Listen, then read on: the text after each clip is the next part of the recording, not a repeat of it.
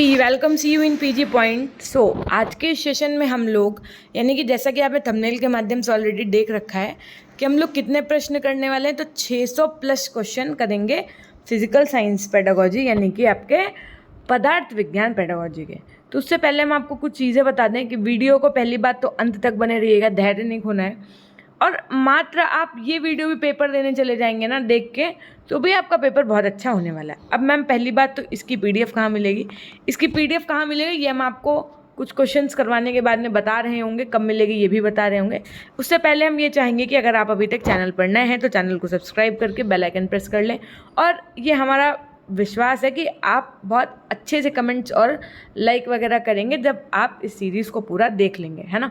मात्र ये वीडियो आपके परसेंटेज बढ़ाने के लिए बहुत महत्वपूर्ण साबित हो सकती है, इसलिए वीडियो को कतई स्किप ना करें, चाहे आप 2 बार में देखें चाहे 1 बार में देखें, लेकिन इसको पूरा देखें।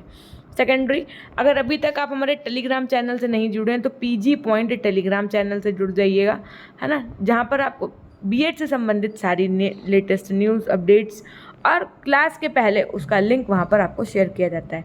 यदि आपको किसी विषय में कोई कन्फ्यूज़न है तो हमारा पीजी पॉइंट हेल्प नाम से भी एक टेलीग्राम ग्रुप बना हुआ है जहाँ पर बच्चे अपने डाउट्स क्लियर करते हैं। पीजी पॉइंट के नाम से आपका ऐप भी है, तो अगर अभी तक आपने ऐप को इंस्टॉल नहीं किया तो कर लीजिएगा, क्योंकि ये गोल्डन सीरीज़ आपको वहीं पे मिलने वाली है। लेकिन कब मिलेगी ये हम आपको बता रहे होंगे। जैसा कि आप देख पा रहे हैं, ये आपका पदार्थ विज्ञान शिक्षण यानी पेडागोजी ऑफ फिजिकल साइंस का ऑब्जेक्टिव क्वेश्चन की बात कर रहे होंगे।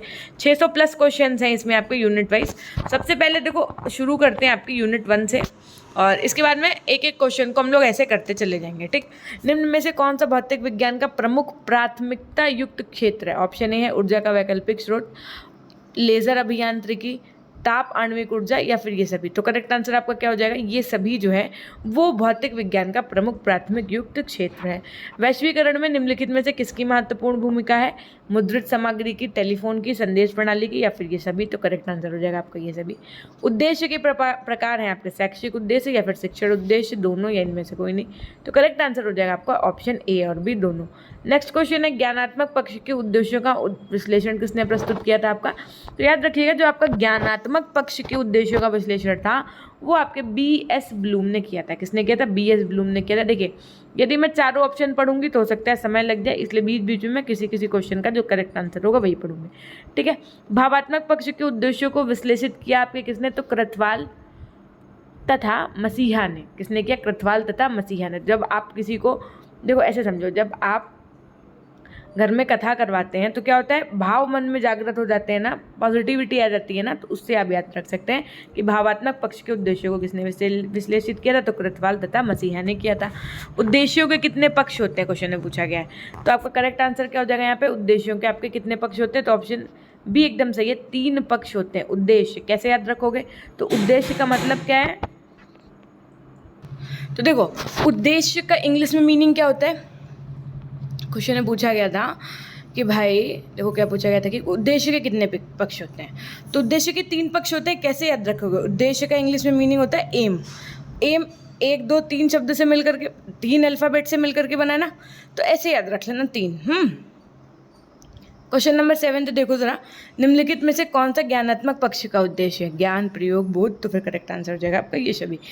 95 to 99% हम कह सकते हैं कि जो चांसेस सही होते हैं ऑप्शन के, अगर मान लो आपको क्वेश्चन नहीं आ रहा है तो आप उपर्युक्त सभी की तरफ अगर ऑप्शन में है उसकी तरफ जा रहे हैं तो कम से कम 90 to 95% चांसेस होते हैं कि वही क्वेश्चन आपका सही हो जाएगा, ठीक है।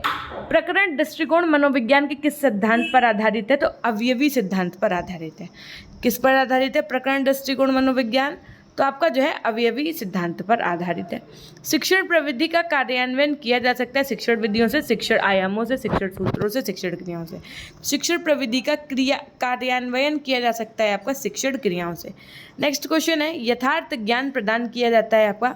तो शैक्षिक पर्यटन से प्रदान किया जाता है कि प्रश्नोत्तर विधि से, व्याख्यान विधि से, खेल विधि से। तो जो आपका यथार्थ विज्ञान है वो जो प्रदान किया जाता है वो शैक्षिक पर्यटन से प्रदान किया जाता है। जैसे बच्चों को आप मान लीजिए साइंस सिटी ले गए, तो जो वो घूमने के साथ साथ, मतलब साइंस सिटी जब आप उनको घुमा रहे होते हो उसके साथ साथ जो आप उनको चीज़ें बता रहे होते हैं, रिफ्लेक्शंस, मिरर के बारे में बच्चा अपने आप को छोटा मोटा पतला देख पाता है वहाँ पे, तो वो शैक्षिक पर्यटन से, है ना, यथार्थ ज्ञान उन्हें प्राप्त हो होता है। संरचनाओं के विकास में प्रयुक्त होते हैं आपके, तो वस्तु, आकृति, प्रतिमान ये सभी प्रयुक्त होते हैं संरचना के विकास में। शिक्षण प्रक्रिया के प्रमुख घटक आपके कौन से, या हम कह सकते हैं कि शिक्षण प्रक्रिया जो आपकी टीचिंग मेथड होते हैं उनका मुख्य कंपोनेंट, मेन कंपोनेंट क्या होता है आपका, तो पाठ्य वस्तु, सहायक प्रणाली, संप्रेषण ये सभी होते हैं। तो ऑप्शन डी आपका एकदम सही हो जाएगा। स्पीयरमैन ब्राउन प्रोफेसी ने संपूर्ण की परीक्षण को विश्वसनीयता से ज्ञात करने के लिए कौन सा सूत्र दिया था, तो करेक्ट आंसर हो जाएगा ऑप्शन बी आपका, कैसे 2r1/1r1। ठीक, ये आप याद रखेंगे, 2r1/1r1। नेक्स्ट क्वेश्चन है आपका, नकल संज्ञेय अपराध है किसने घोषित किया था, तो करेक्ट आंसर क्या हो जाएगा यहाँ पर, नकल संज्ञेय अपराध है, ये आपका किसने घोषित किया था। देखो इसका जो आपका आंसर है ना उसमें थोड़ा सा डाउट है, तो इसको हम लोग स्किप करेंगे। इसका जो आंसर है वो हम आपको इसी वीडियो के कमेंट सेक्शन में पिन कर देंगे, क्वेश्चन नंबर 14 का। ठीक है, फिलहाल तो यहाँ पे इनमें से कोई नहीं दिया गया, तो यही मान के चलेंगे। B.S. ब्लूम ने व्यवहार परिवर्तन के वर्ग बताए।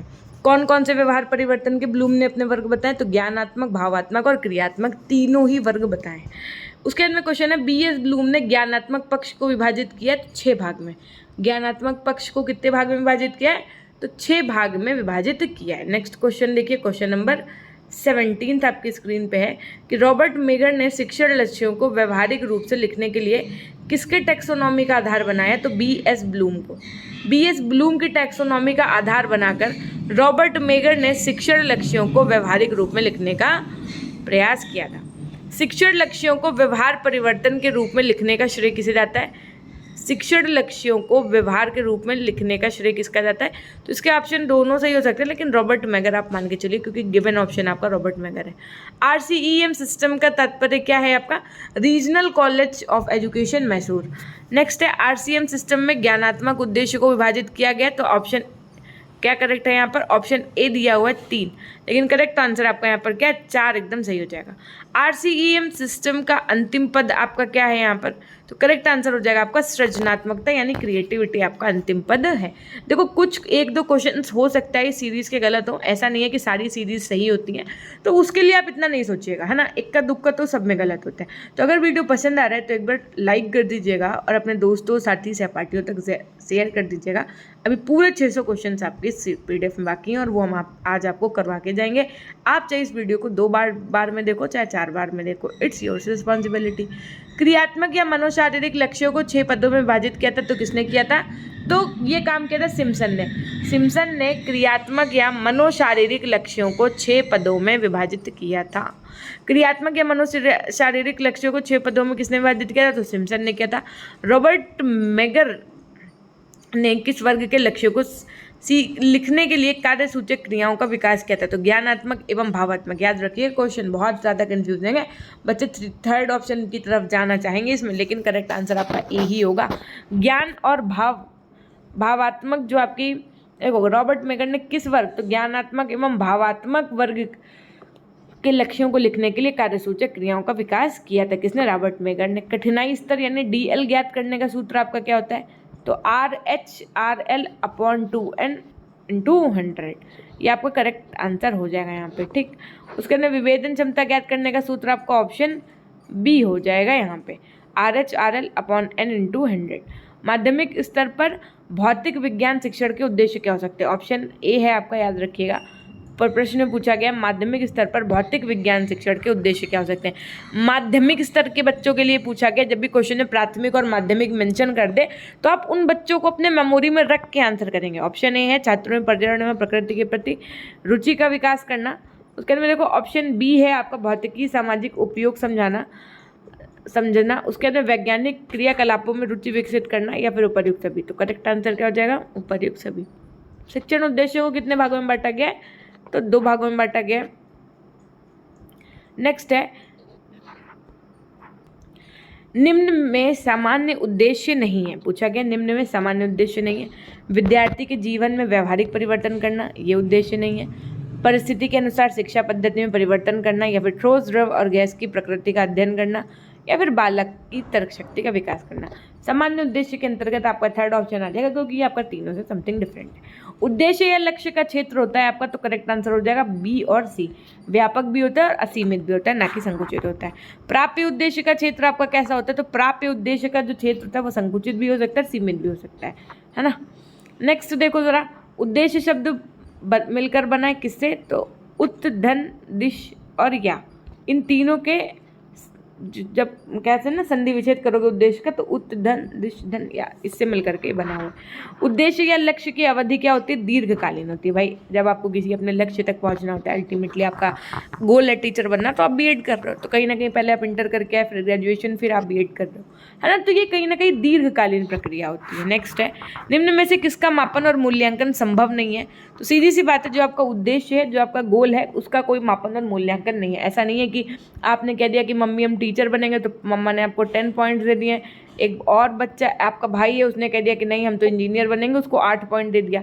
ऐसा नहीं है कि आपका गोल टीचर बनना है, भाई का गोल इंजीनियर बनना है, तो आप लोगों को अलग अलग नंबर मिले। ऐसा कोई मूल्यांकन प्रणाली नहीं है, कोई मापन और मूल्यांकन प्रणाली उद्देश्य और लक्ष्य की नहीं होती है। अनुदेशात्मक उद्देश्य को लिखते समय निम्नलिखित किन बिंदुओं को ध्यान में रखना चाहिए, तो विषय वस्तु का चुनाव करते समय मेन चीज़ ध्यान रखनी चाहिए, सबसे इंपॉर्टेंट पॉइंट। उसके बाद में विशिष्ट उद्देश्यों के चुनाव के समय भी ध्यान रखना चाहिए। कक्ष की शिक्षण नीति का सही निर्धारण भी करना चाहिए। नेक्स्ट है, लक्ष्य शब्द किस शब्द से मिलकर के बना है आपका, तो लक्ष्य शब्द आपका लक्षित से मिलकर के बना है। किससे मिलकर के बना है, लक्षित से मिलकर के बना है।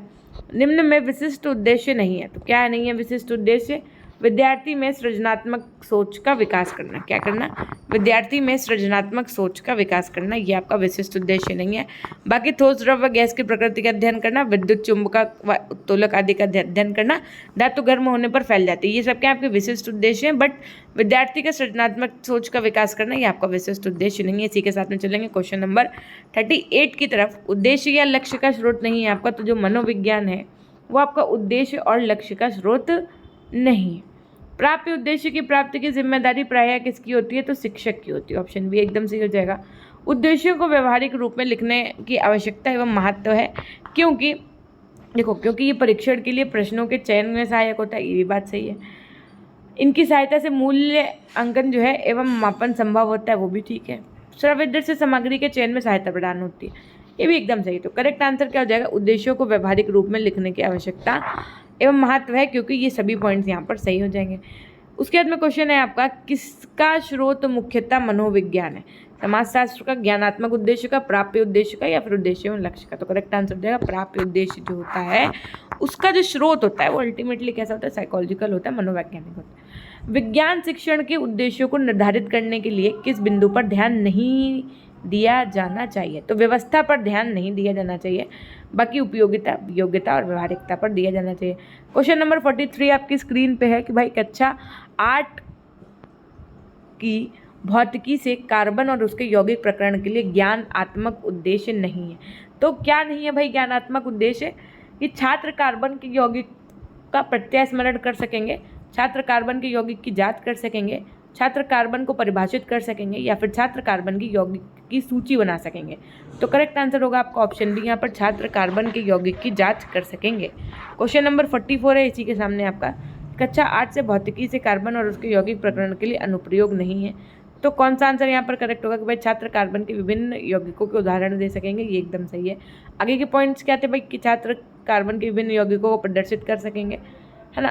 तो छात्र कार्बन के यौगिकों की जांच कर सकेंगे, छात्र कार्बन के यौगिकों की प्रगति पता लगा सकेंगे। लेकिन क्वेश्चन में पूछा गया था कि कक्षा 8 को भौतिकी से कार्बन और उसके यौगिक प्रकरण के लिए अनुप्रयोग नहीं है, तो नहीं के अंतर्गत जब ये क्वेश्चन पूछा गया तो छात्र कार्बन के विभिन्न यौगिकों का उदाहरण दे सकेंगे, ये आपका करेक्ट होगा।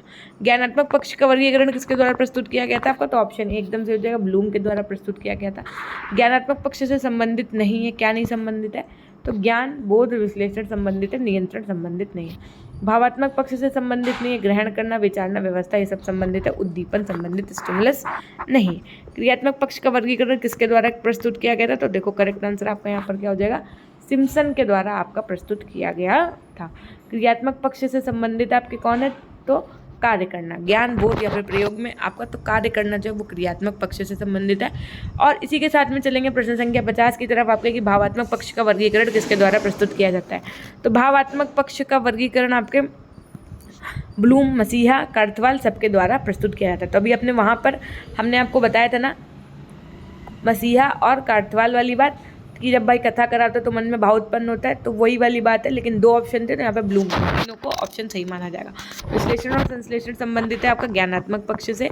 विश्लेषण और संश्लेषण आपका 4 ऑप्शन है, लेकिन किससे संबंधित है तो ज्ञानात्मक पक्ष से संबंधित है। निम्न में से शैक्षिक उद्देश्य नहीं है। पहला है कि शैक्षिक उद्देश्य व्यापक होते, एकदम सही बात है। शैक्षिक उद्देश्य का निर्धारण दर्शन के द्वारा होता है, ये भी सही है। शैक्षिक उद्देश्य विशिष्ट होते हैं, ये कोई ज़रूरी नहीं है। शैक्षिक उद्देश्य का क्षेत्र व्यापक होता है, ये तो सही ही है। नेक्स्ट है अनुदेशात्मक उद्देश्य का गुण नहीं है। अनुदेशात्मक उद्देश्यों का आधार मनोवैज्ञानिक होता है। अनुदेशात्मक उद्देश्य विशिष्ट होते हैं। अनुदेशात्मक उद्देश्य निश्चित कथन है।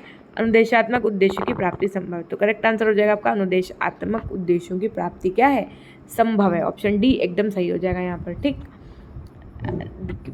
अनुदेशात्मक उद्देश्यों की प्राप्ति संभव है, ना कि असंभव, है ना। तो नहीं पूछा गया था, इसलिए आपका नेगेटिव आंसर ये होगा। RCEM उपागम की विशेषता क्या है आपकी?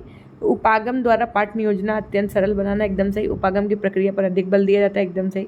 उपागम में मानसिक योग्यताओं पर विशेष बल दिया जाता है, ये भी एकदम सही है। उपर्युक्त सभी तो एकदम सही, यानी चारों ही ऑप्शन सही है ना।